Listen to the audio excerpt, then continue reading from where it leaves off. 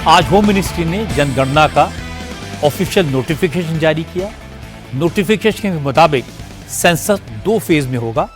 पहले फेज में लद्दाख, हिमाचल प्रदेश, उत्तराखंड में 1 अक्टूबर 2026 तक जनगणना होगी, जबकि दूसरे फेज में देश के बाकी हिस्सों में 1 मार्च 2027 तक डेटा कलेक्ट किया जाएगा। डेटा कलेक्शन का काम भी 2 फेज में होगा। पहले फेज में हाउस लिस्टिंग का काम होगा। दूसरे फेज में हर घर में रहने वालों की जानकारी इकट्ठा की जाएगी। इस बार डेटा कलेक्शन का पूरा काम डिजिटल होगा। एक एप्लीकेशन में सारी इंफॉर्मेशन जनगणना करने आए कर्मचारी रिकॉर्ड करेंगे। अगर कोई खुद भी अपनी इंफॉर्मेशन अपलोड करना चाहता है तो उसका भी प्रोविजन किया गया है। आज जैसे ही जनगणना के लिए नोटिफिकेशन जारी हुआ तो कांग्रेस ने सरकार की नीयत पर सवाल उठाए। नासिर हुसैन ने कहा कि नोटिफिकेशन तो सेंसस का जारी हुआ है, कास्ट सेंसस का नहीं है। इसलिए अगर मोदी सरकार की नीयत साफ है तो तेलंगाना मॉडल पर पूरे देश का कास्ट सेंसस करवाए। ये तो सेंसस का नोटिफिकेशन है, कास्ट कहाँ है उसमें? कास्ट सेंसस का नोटिफिकेशन तो हुआ नहीं है।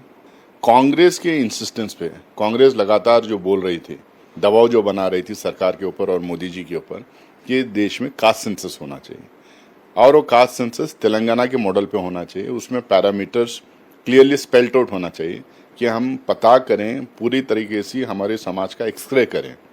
लेकिन वहाँ यहाँ पे तो कुछ है नहीं, क्योंकि इनको मानना था, दबाव में थे। एक बड़ा सेक्शन इस देश का चाह रहा कि कास्ट सेंसस हो, तो उन्होंने पब्लिकली बोल दिया कास्ट सेंसस करवाएंगे। मुझे लगता है कि फिर से एक यू टर्न है, इसमें कास्ट की कहीं बात है नहीं। मुझे लगता है फिर से जुमलाबाजी करने जा रहे हैं। कांग्रेस मौका मिलते ही बीजेपी को नसीहत देने की कोशिश करने लगती है, सरकार की नीयत पर सवाल खड़े करती है। बीजेपी ने कांग्रेस को उसका पूरा इतिहास आज बता दिया। काका कालिल के रिपोर्ट से लेकर मंडल आयोग तक का हवाला दिया। केंद्रीय मंत्री भूपेंद्र यादव ने कहा, कांग्रेस बार बार तेलंगाना मॉडल की बात करती है, लेकिन ये नहीं बताती कि कर्नाटक के कास्ट सर्वे का क्या हुआ। भूपेंद्र यादव ने कहा कि कांग्रेस न तो पिछड़ों का भला चाहती है न दलितों का, वो सिर्फ एक परिवार का भला चाहती है। इस देश में ओबीसी समाज के साथ धोखा करने का काम हमेशा से कांग्रेस ने किया है। अब कर्नाटक में जिसको ये आइडियल स्टेट कांग्रेस के नेता राहुल गांधी जी करते हैं, उसकी टाइमिंग, उसका इंटरनल कॉन्ट्रडिक्शन, ये इस बात को दर्शाता है कि सोशल जस्टिस कांग्रेस के लिए दिखावा है, प्रतिबद्धता नहीं है। कोई इस बात का जवाब दे कि 165 करोड़ रुपए लगा करके जिस डेटा को कांग्रेस वाले ही अब गलत कह रहे हैं, तो वो 165 करोड़ रुपए की जवाबदेही किसकी है? तो पहला मेरा एलिगेशन है कि कांग्रेस का झूठ उजागर हुआ है।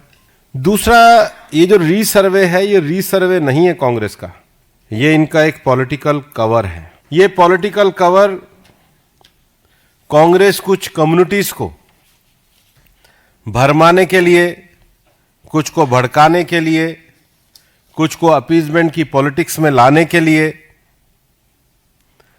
कर रही है। ये तो राहुल गांधी जी का मियर झूठा नारा है कि जितनी आबादी उतना हक। हक तो एक का ही है, वो परिवार का है, बाकी किसी का नहीं है। कांग्रेस को किसी तरह चैन नहीं है। पहले राहुल गांधी कह रहे थे कि सरकार जातिगत जनगणना नहीं करवाएगी। जब सरकार ने कास्ट सेंसस का ऐलान कर दिया तो कांग्रेस नेता कहने लगे कि सरकार ने राहुल गांधी के प्रेशर में जातिगत जनगणना की बात तो मान ली, लेकिन कराएंगे नहीं। कांग्रेस के नेताओं ने कहा कि सरकार ने कास्ट सेंसस का ऐलान तो कर दिया, लेकिन कब होगी ये नहीं बताया। सरकार की नीयत में खोट है। अब सरकार ने नोटिफिकेशन जारी कर दिया, तारीख बता दी, तो कांग्रेस के नेता लोगों को गुमराह करने के लिए कह रहे हैं कि इसमें जाति की बात नहीं है। मतलब सरकार कुछ भी करे, कांग्रेस के नेताओं की बयानबाजी बंद नहीं होगी। और उसकी वजह यह है कि कांग्रेस कास्ट सेंसस को बड़ा सियासी मुद्दा बनाना चाहती थी, बिहार के इलेक्शन में इसे भुनाना चाहती थी।